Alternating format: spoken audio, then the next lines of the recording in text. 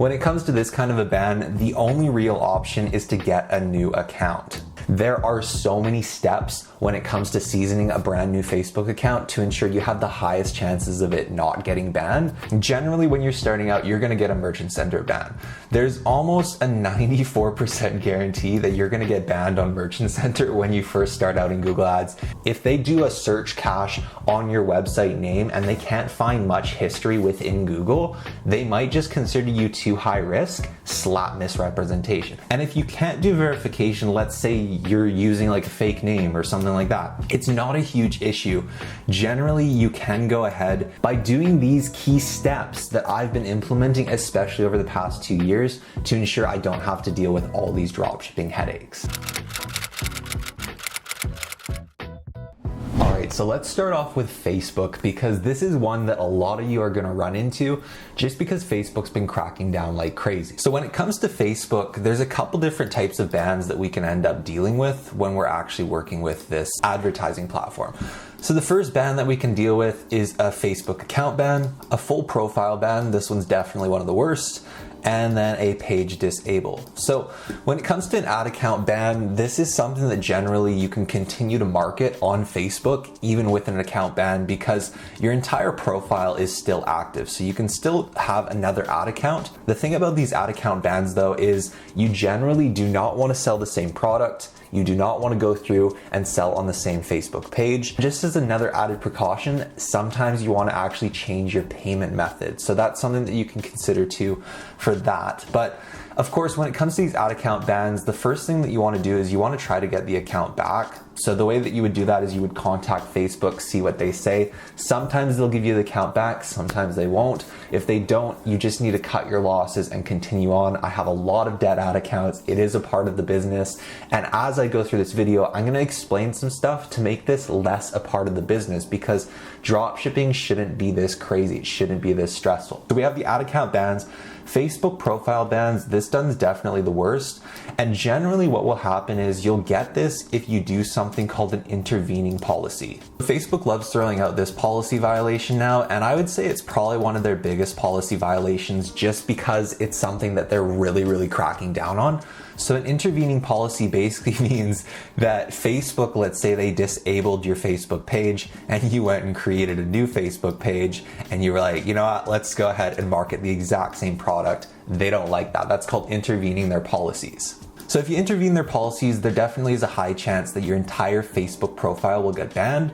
So what that means is inside that profile, all your ad accounts, all your pages, anything associated with that Facebook account will get banned. You'll see some people, they're using their grandma's profile, their parents' profile, friends' profiles, all that kind of stuff, because their personal profile has been completely banned. When it comes to this kind of a ban, the only real option is to get a new account. Now with these new accounts, there definitely are some shady characters out there, but then there also are some good services.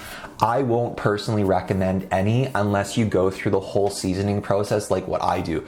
There are so many steps when it comes to seasoning a brand new Facebook account to ensure you have the highest chances of it not getting banned, that it's not as simple as me just saying, go out and buy a new Facebook account, because there's like, if you just do that, there's like an 80% chance that new account's gonna get banned within the first week to 2 weeks. So just make sure you keep that in mind. I won't recommend any just because I don't want to go through and explain the whole seasoning process too. Do your research, go out and buy a new account, and just make sure that when you buy a new account, take it through the seasoning process. Now, don't leave this video yet because there's still so much value, but if you do want to go through the seasoning process, I did post a video, it's this one right here, and it explains in detail a general seasoning process for an actual Facebook account that I just created as opposed to buying, and I'm still actively using that Facebook account today. So that still does work, so go check that out after this video. So with the ad account bans, full profile bans, the next thing we got is the page disable. Now, with a page disable, you will have your page generally disabled for a low feedback score. Now, low feedback score is something that's super annoying. It's frustrating for everyone, you guys. You just gotta understand that we're all struggling with this.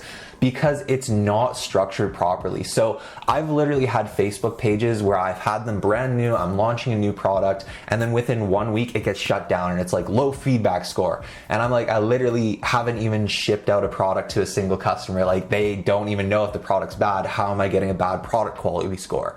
And the reason is because the system isn't set up correctly. Facebook is just absolutely crapping the bed on this. And what's happening is they're giving feedback from customers that aren't even your customers, and it's completely destroying pages. So with this, the best solutions, there's two best solutions. The first one is, if you're gonna sell a product that's already been sold before, and I mean, as we go along, that's kind of something that's more common, you need to have brand new creatives that are very specific to the product that haven't been used before. Because if you're using creatives that have been used by someone else, those creatives are going to trigger in the mind of the other person that already bought from that old store. They're going to see that ad again and they're going to be like, oh my God, this store's back. I didn't get my product. Oh my God. And you'll get all these annoying ass emails from these people, and you'll get bad feedback scores for people that weren't even your customers. It's super annoying, super frustrating. So create your own custom content. That's one solution. And the second solution is go out and source and find products that are brand new, ones that you haven't really seen on the market before. Now, this is actually easier than you would think. It's something that I'm gonna show in other videos where I do more product research for finding niche products that haven't been marketed before. And this is kind of the direction that I'm going in more so now, just because I know that it just eliminates so many of the headaches that come, especially with Facebook. All right, so let's get into some Google bans. Now, Google is something not many people use, and that's generally because there's just a big ass barrier to entry. There's so many different little things that you gotta do, and Google is definitely a little bit more strict when it comes to professionalism of your business. So with Google, you're gonna have a couple different types of bans as well. And these are gonna be these three. So your Merchant Center account, your ad account, and then product level bans. So the most common one that you're gonna end up dealing with is a Merchant Center ban. Typically when you get a Merchant Center ban, you're also gonna get an ad account ban. Google is absolutely ruthless. They don't give warnings, they don't do anything like that. It's like, boom, you're banned. That's it, period. Now, the good thing about this though is when you do get banned, generally they give you your accounts back if you go through and you resolve all the issues. So it's kind of like a ban, but at the same time, it's more like a warning. They're just aggressive. They're just insanely aggressive. So that's something to keep in mind. Generally, when you're starting out, you're gonna get a Merchant Center ban.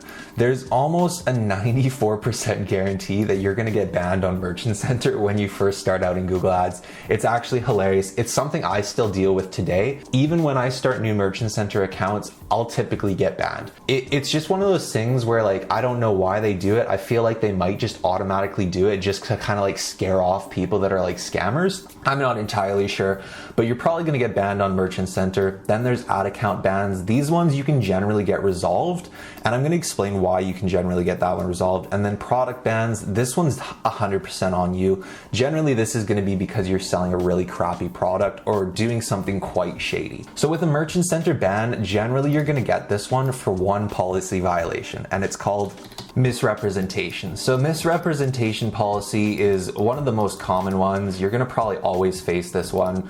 And this basically just is Google telling you they don't think your business is an actual business. They think you're a scammer, they think you're shady.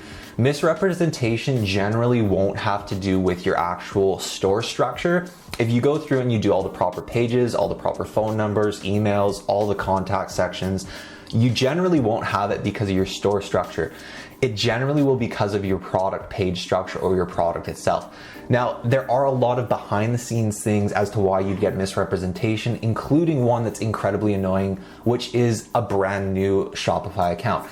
If you have a brand new store that doesn't have much history on Google, like if they do a search cache on your website name and they can't find much history within Google, they might just consider you too high risk, slap misrepresentation. Like it might not even be misrepresentation. It might just be they think you're too risky. So they're just like, nah, you can't even come in. We're not allowing it. So that's something to keep in mind. You're probably gonna get this. That's the Merchant Center. Generally, you can resolve this by just fixing your product. So making sure that you're using proper product images, ones that are actually yours, or at least edited, like at bare minimum, edit the photos so that it's not the exact same as the other ones on another store. And then also making sure that you're writing some original ad copy, making sure you have all your correct pages. And that will be a big old process that you're gonna have to go through with Merchant Center. So if you go through this process, just make sure that when you set up your Google account, you don't link your ad account with your Merchant Center until you have Google Shopping approved. If you're just gonna do keyword ads, that's not an issue. You don't even need your Merchant Center. But if you do wanna do Google Shopping, you're gonna have to link these two. Don't link them until you have an approved product on Merchant Center, or else you're just gonna have to go through the whole process of when this one gets banned, this one's gonna get banned, and then now you have to get them both reactivated. And it's not a massive issue, but it is something that, like, why deal with that if you don't have to?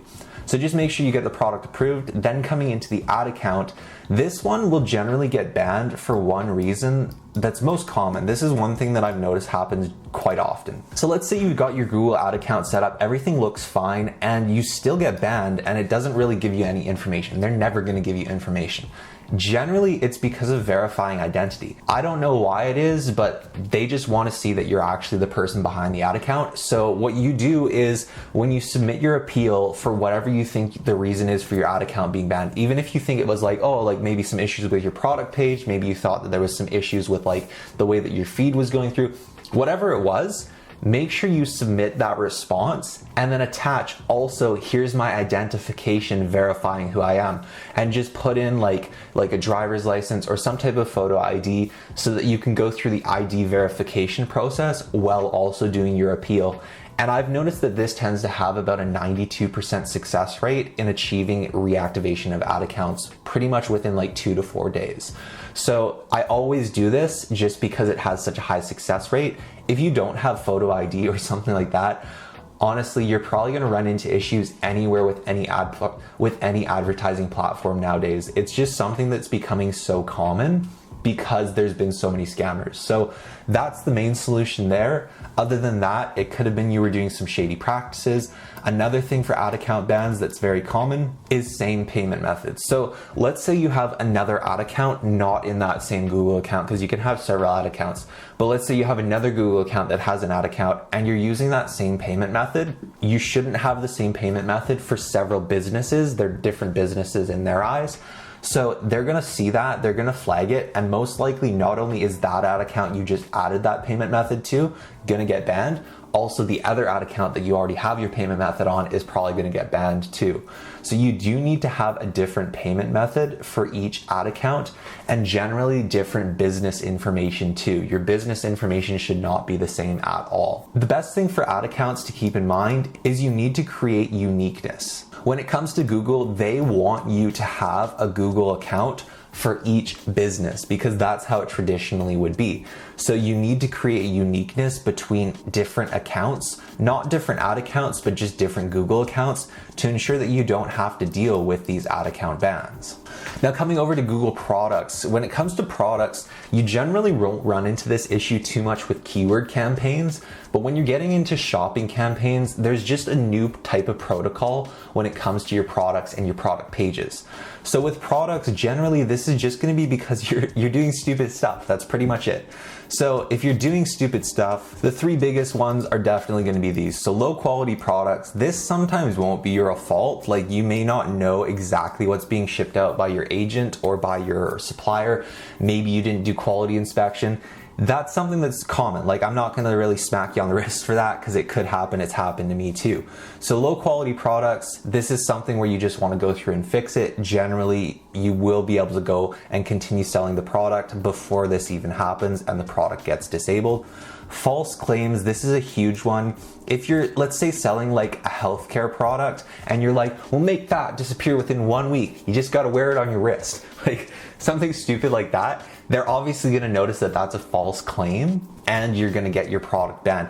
And generally when your products get banned, your ad account will get banned, but I've noticed that sometimes they'll just get a product ban. So it will basically say in the merchant center, no, your product's not allowed, it violates these policies, and they just disable it at that level, which is actually super nice because then you don't have to deal with all these other levels too. But the best way to not deal with this is just make sure you're not doing this. So false images is another one, and false images generally means you're making the product look way better than it is. That can mean like making it look way bigger. That can mean making it look way more valuable, like a better quality one. Some people even use completely different images of like an actual better quality product that is the same product but better quality.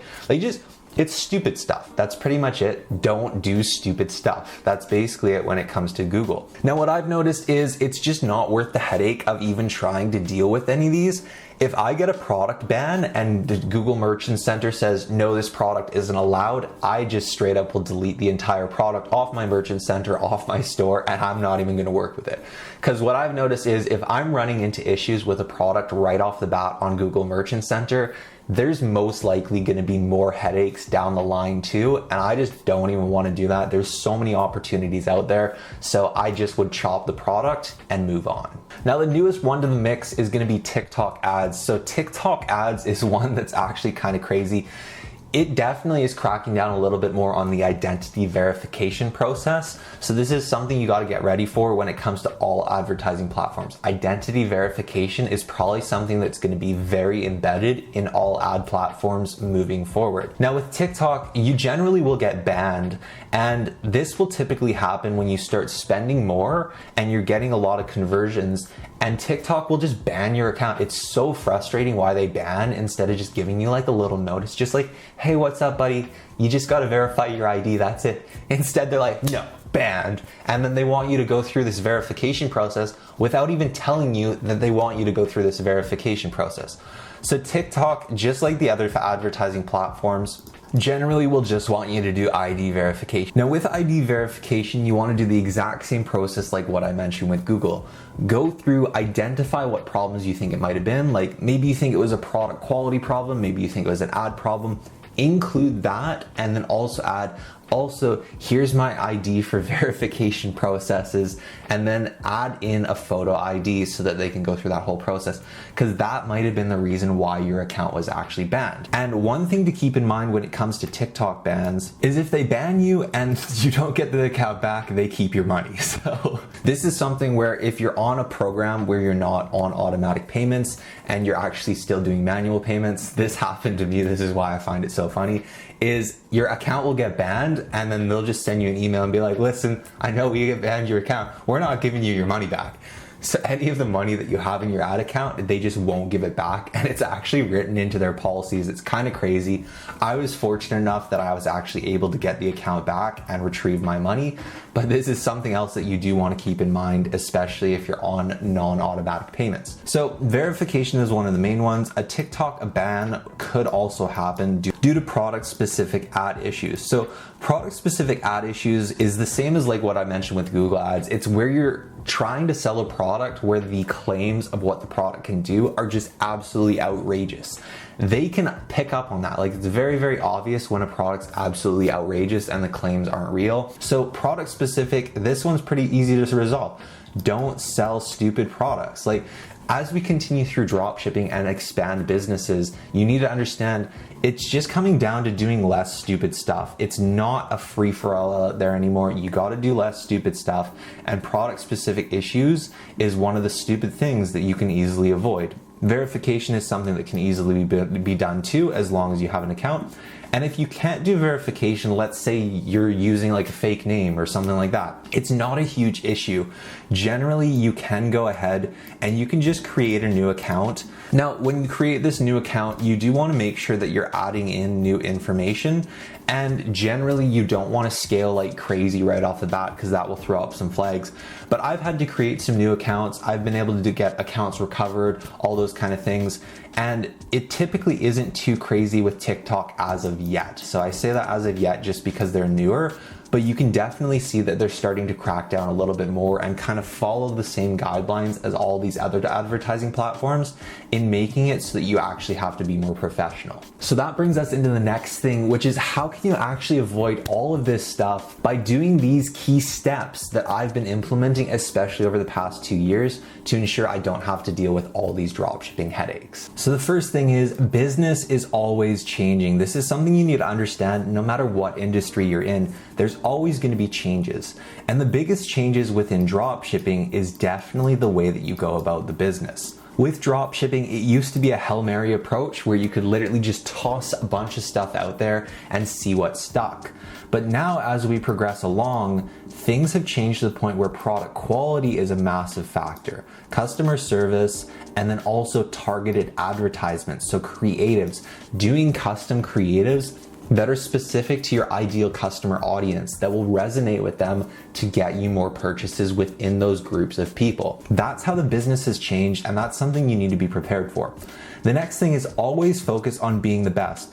This is something a lot of people kind of sidestep because they're focused on, let's say, like the money or the flashy flash stuff, like all that bling bling stuff.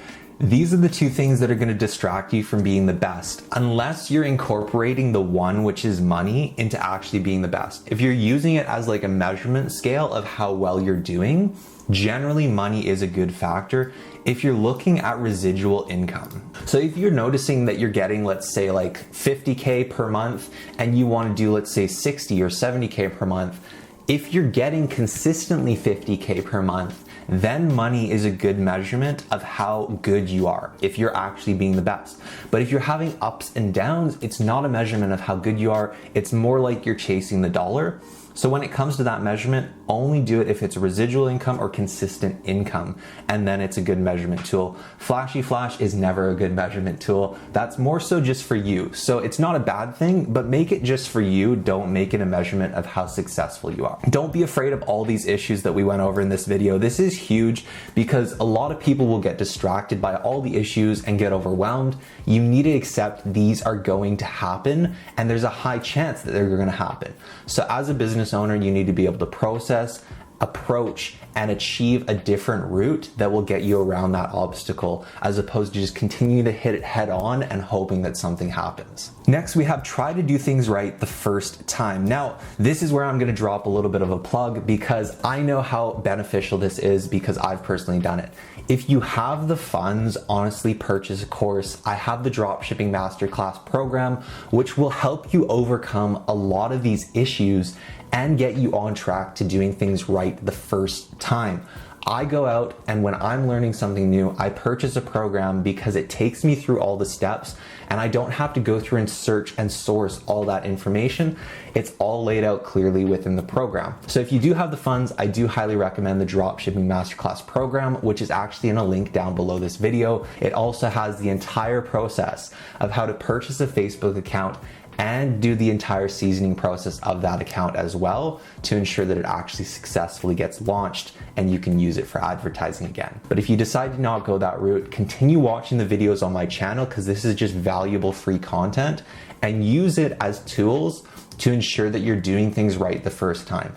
If you're doing something and you don't know if it's the right way, go Google it or go look it up on YouTube and see how other people are doing it and determine if you think that's the right way, and then go ahead and implement it on your business. Thanks so much for watching, and I'll see you all in the next video that are displayed in the long tail keywords. Now, another great way of finding Amazon FBA products, generating the majority of their revenue. But something else that might be worthwhile is something like this jigsaw puzzle set up. You'll typically contact them, they'll send you some product photos, show you that everything looks good. You can do a product. Go ahead and we'd select that. Now, once you get into here, you're gonna see all these